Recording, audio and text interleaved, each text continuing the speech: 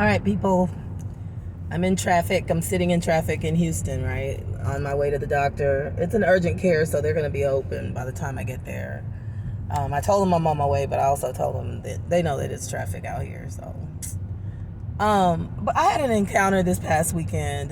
Actually, it happened yesterday, that just, there are some spiritual predators out there, y'all. You know, the world is really, people are going through some really difficult times in their personal lives, and people are looking for somebody to give them a word or help them out with what's going on in the world, you know? And oftentimes we forget that what we need, we already have inside ourselves. That's just the way I believe. But, you know, sometimes you run across people who give you the, some people are predators. I'm gonna just be real with this shit. It's a lot of spiritual predators out there. It's a lot of people that are preying on the weaknesses of people's minds and trying to take this moment where everybody's going through their own issues. People are trying to use this time to take advantage of people. And that's really fucked up, but that's what's going on. You know, there are some real hardcore predators out there, and they don't give a damn about you. They will just use you to get whatever the fuck they trying to get right here in this moment right now, and don't give a damn about you. So let me just break it down. So I had put a room for rent on Craigslist in my house, right? And one of the people that responded to my ad, now mind you, I make sure everybody that comes and looks at my house, before I even give them my address, I make them send me their driver's license, and I have that information, you know, just in case, whatever. And so I felt pretty safe with that. That's always worked for me. Ain't nobody ever had a problem with it. And shit, if I'm letting you in my house, you gonna give me your license, because if something happened to me, I want people to know you've been in my house, because I don't know you.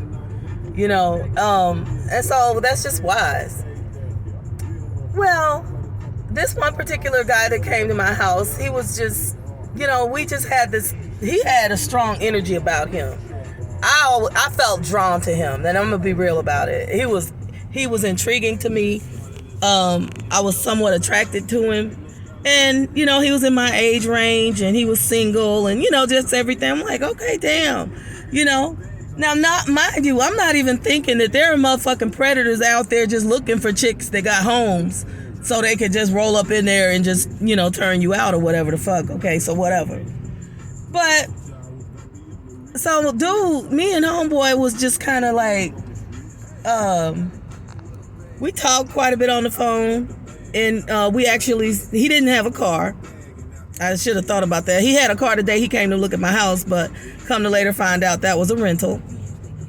Red flag number one. Not that you got to have a car, but you know, if you got the means to get around, you got the means to get around whether you have a car or not. But, you know, I don't know. Something didn't work. So long story short. But I just put that in my back pocket. He was a very nice guy. He was very considerate. He was very thoughtful, you know, and he was into Buddhism, and he chants and everything like that. And he was just somebody that was very interesting, you know, into all kinds of stuff like I like crystals and all that woogie shit, you know. I don't know nothing about it, but I'm not against it. So, but there are people that really do practice black magic, and there are people that really are using those skills to get over on others, and that's really fucked up. So let me tell you what had happened. Homeboy told me that around the time of the equinox, which is possibly true, you know, he said he was going to go into prayer, and he was going to pray and fast every day for 7 days. And on the 7th day, he was going to have a feast, and he was also going to give me a spiritual bath. It sounds sexy as hell to me, but it wasn't on no sex level. It was just like, oh no, wow, that just sounds amazing. I'm like, I'm down for that, right? That sounds really good. And, you know, he's praying over it, and he's really giving it all giving me all this updates. And every now and then he throws in, you know, something to the effect of, oh, but it's not your fault. Nigga, what? No, it ain't. I know, right? But anyway, he just kept throwing that in there every now. Yeah, I want to just really be well prepared for this, and I want to be able to make sure that I'm in prayer and this, that, and the third, and this is something I take very seriously. I'm like, okay. He's like, but it's not your fault. It has nothing to do with you. I'm like, why? What the? I never thought it did. But anyhow, so the 7th day comes around. We're ready for the feast. We had actually taken a road trip, and he spent several $100s buying stuff for this feast we were going to have. And then I was going to have my spiritual bath for healing, because I have a problem with my skin and some other problems that I was really interested in getting some healing. If he's a healer, hell, I'm going to let the healer heal me. I ain't mad at no healing. Healing is good. And so, everything's going good. We sit down, we have dinner, everything. And I soaked my feet in this amazing concoction that he made, and it smelled wonderful, and I could tell he took a lot of time with it, and it was really a process that he went through to come to that place. And but there are some things that just never quite sat right with me. First of all, he eats a lot of pork, but he's says he doesn't eat pork, but he's always eating pork. Muslims don't eat pork.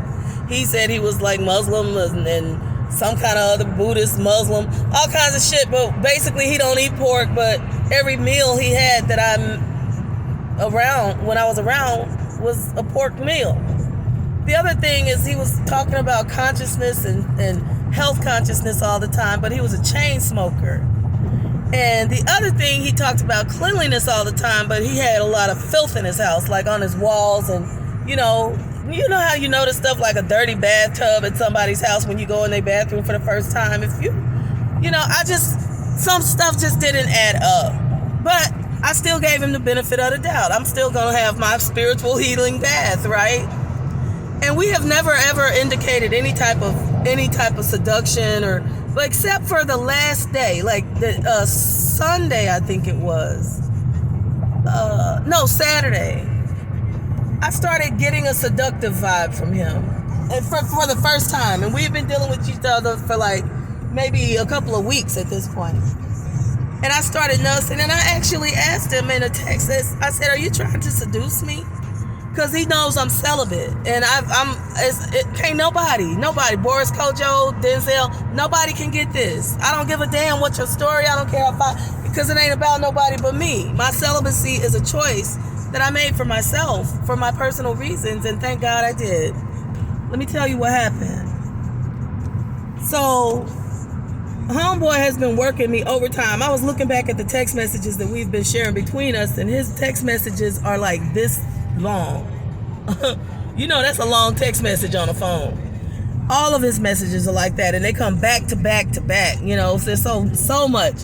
He was so communicative, and he was just, but that was the web he had been spinning. He had been spinning this web all week.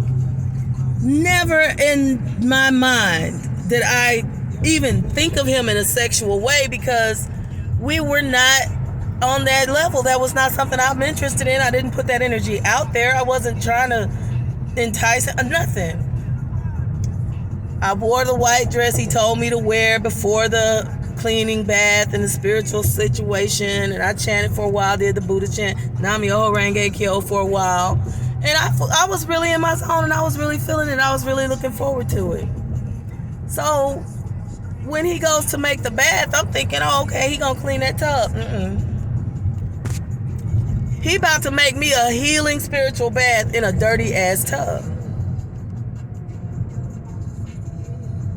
I'm not sitting my precious black American princess ass in no dirty ass tub of somebody. I'm not gonna sit in my own dirty tub. Why the fuck would I sit in your dirty tub? That was the first thing. I mean, he's throwing them flowers in that water, looking up at me like, ooh, you like that? You like that? And I'm thinking to myself, wish the fuck I would put my ass in that nasty ass tub. That's what I was thinking, to be perfectly honest.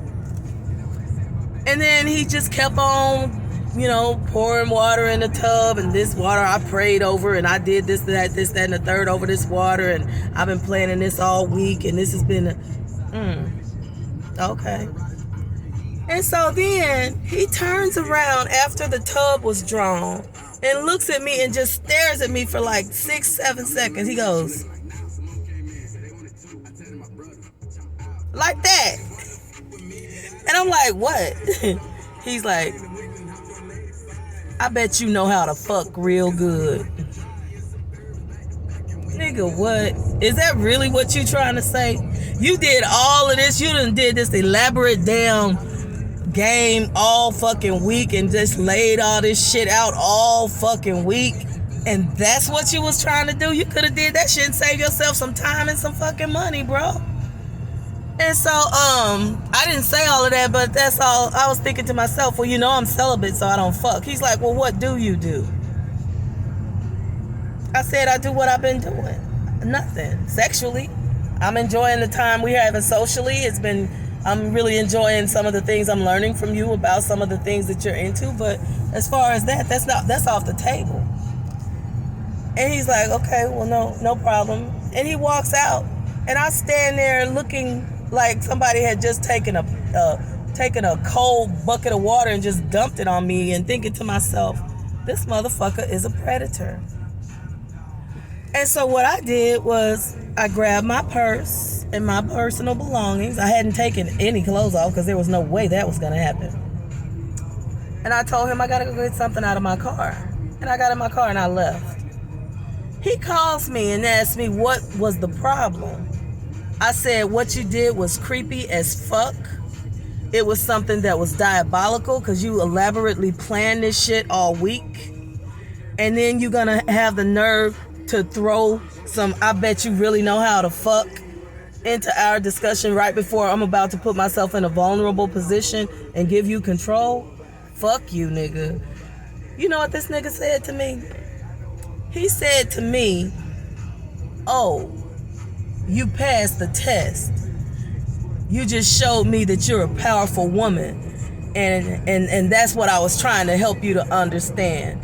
I'm like, nigga, that is one of the most mind-fucking games. That's a head game. Nigga, I know head games. I was raised by 7 men.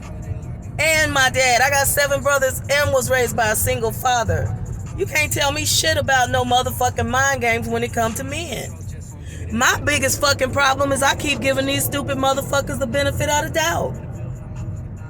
There are people out there who are spiritual predators.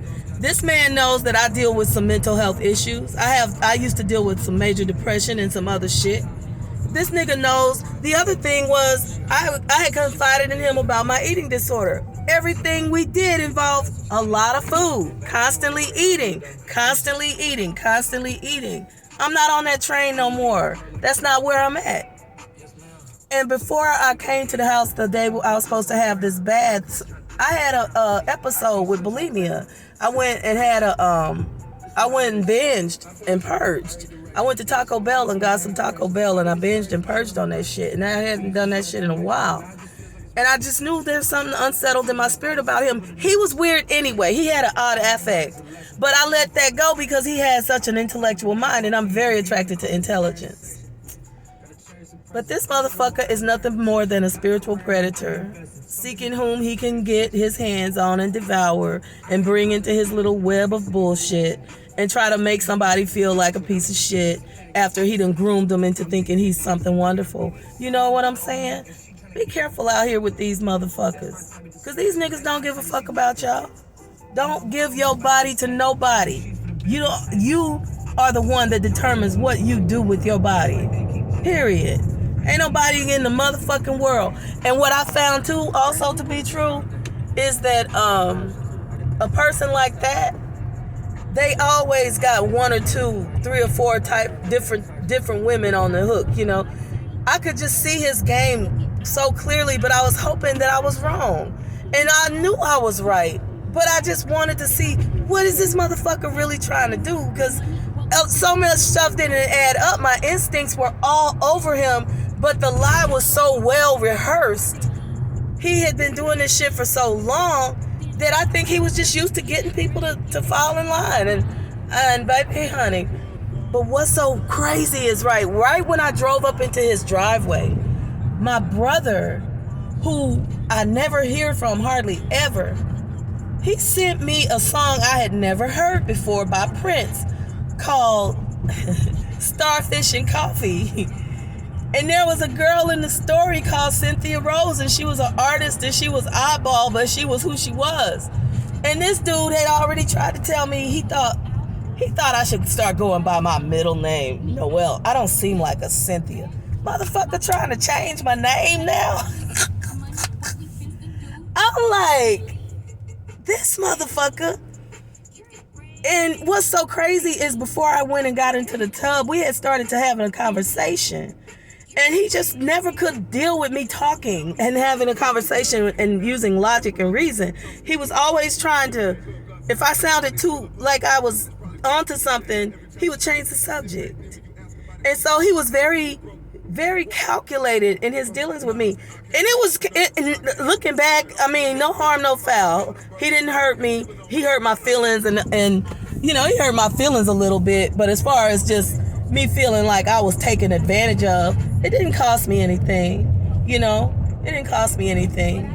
I'm very protected. I have a lot of protection around me all the time. I lost my mom when I was 3 years old, but I've always had the protection of my mom with me, and I've always felt it. In my heart, I know my mom's with me all the time. And so is my dad, and so is God, and everybody else on the other side that is working for my good. And I talk to them and I say, help me out here. And they let me know in some obvious and profound ways. And y'all one thing about tapping into the spiritual side, and one of the things I can say, having tapped into my own spirit and understanding how the spirit works for you, is you can't be denying what you know to be true and then go operate outside of the truth and expect something good to come to you. And by that I mean, if I got all these warnings, the cigarettes, the dirty house, the eating the pork, the odd affect, if I had taken all of that just at face value and just been honest with myself about that, I would have really given myself more credit. And I gotta learn how to trust myself more. But that situation yesterday taught me that I can trust myself in any situation. Not only can I trust myself, but I can trust God. And He's always gonna provide a way out for you. That has been the case for me on numerous occasions. He's always gonna give you some type of, you gotta listen to the signs though. You gotta pay attention to the signs. So, I'm Black Hippie Chick. I just wanted to share that with you on my way to the doctor because I've been sitting in traffic and, I'm closer to the doctor's office now. But there's spiritual predators out there. There are people that are literally out there trying very hard to take advantage of anybody. The enemy is actually going to and fro seeking whom he can devour. And it don't matter. It don't matter how good of a person you are. It doesn't matter.